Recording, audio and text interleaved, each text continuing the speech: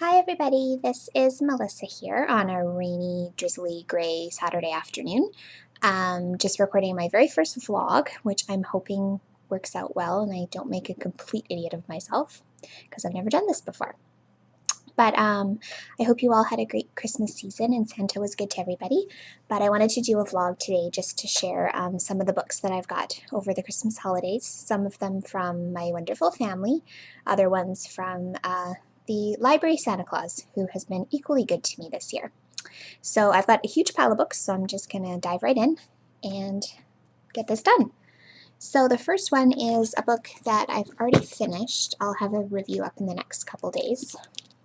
This was recommended to me by the ladies at Rather Be Reading. I can't remember if it was Estelle or Megan that read this in the summer and was gushing about it over Twitter, so I put it on hold at the library and it's taken that long to come in. But it was cute, fun, contemporary, which I'm kind of in the mood for lately, so I'll have a review of that one up shortly. And then we have Audrey Waite, which I put on hold at the library after Jamie at the Perpetual Page Turner posted a review, and she said that it reminded her a lot of the Jessica Darling books, which I loved. And again, like I said, kind of in the mood for a fun, lighthearted, contemporary stuff right now, so I'm excited to read that one. And then there's this one, which I'll be reading this week because I have a very short loan period, but I'm so excited. Days of Blood and Starlight. I read the first one in the series, actually, I think at the beginning of this year. So it'll kind of be nice to start and end the year with the same beautiful writing style that Laini Taylor is famous for. So really excited for this one. And plus, I love her covers. Her covers are so beautiful. And then I also picked up the first one in this series.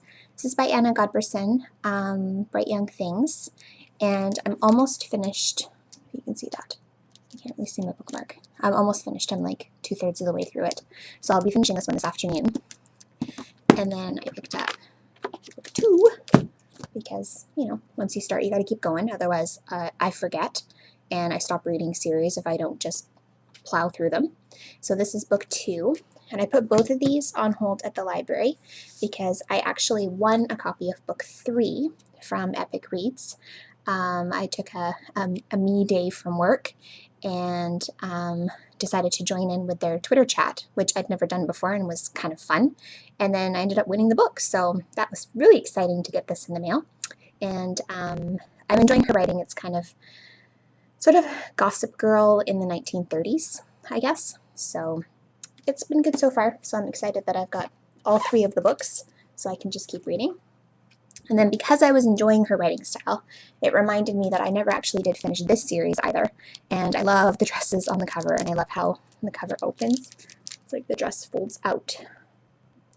So this is book 3 in the Lux series. So I think there's only 4, so I'm hoping that I can actually finish book 3 and book 4 before baby arrives. So that one on the pile as well. I also have had this one on hold for a while. Susan Juby's latest book.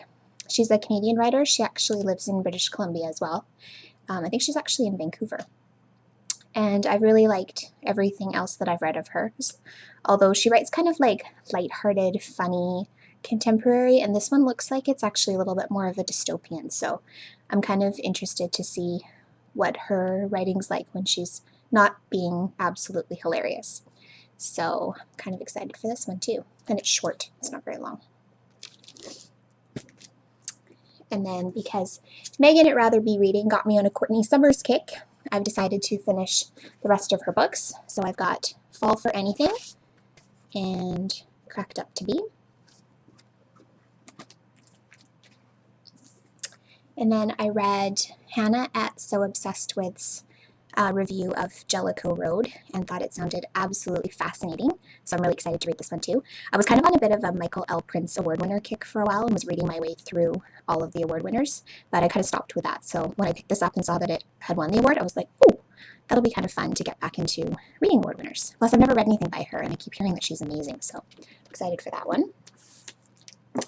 And then I thought I borrowed this one based on Hannah's recommendation as well, and then she told me on Twitter the other day that she actually hasn't read it. So, but she said everything else of Melina Marchetta's that she's read was amazing, so I'm sure this one will be no different. And I actually saw this one on a few Best of 2012 reads too, so I'm excited for that.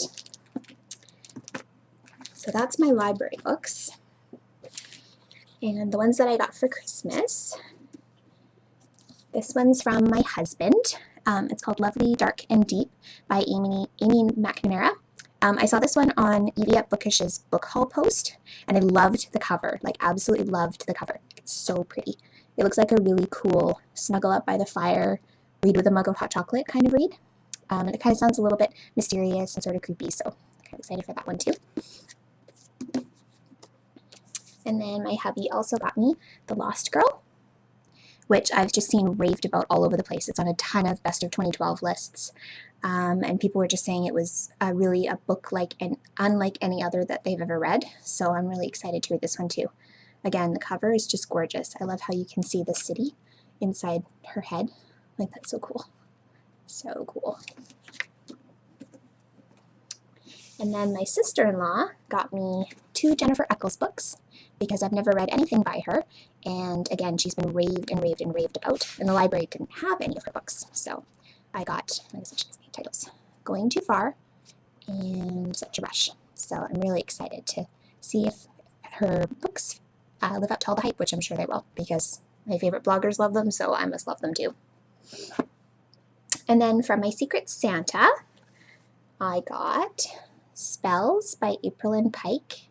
And this is the second book. It's the sequel to Wings, which I read probably about 2 or 3 years ago.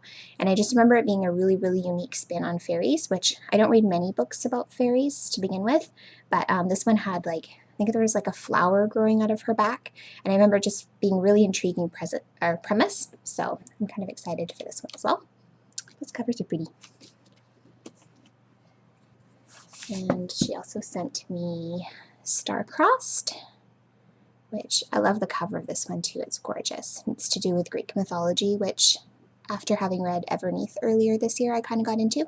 So I'm really excited to see what this one's about. This one's been on my to-be-read list for like eons. So I'm excited for that one.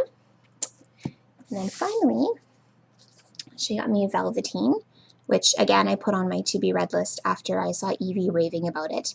And I love the cover. The cover's gorgeous. And I think this is the girl in the book. I think she's dead, so it's kind of like a creepy ghost story type book. And the title reminded me of Velveteen Rabbit, which is one of my all-time favorite books. So I'm excited to see what this one's about too. I love the cover. The cover's really, really pretty. And she also sent me this mug that says, "You can't get a cup of tea big enough or a book long enough to suit me," by C.S. Lewis, which is so true. I love the mug. I drink tea out of it when I read all the time now, as well as a really cool bookmark. So thank you, Lauren. You're now one of my new favorite bloggers. So what did you guys get for Christmas? I'd love if you would leave me a link to your post so I can stop by.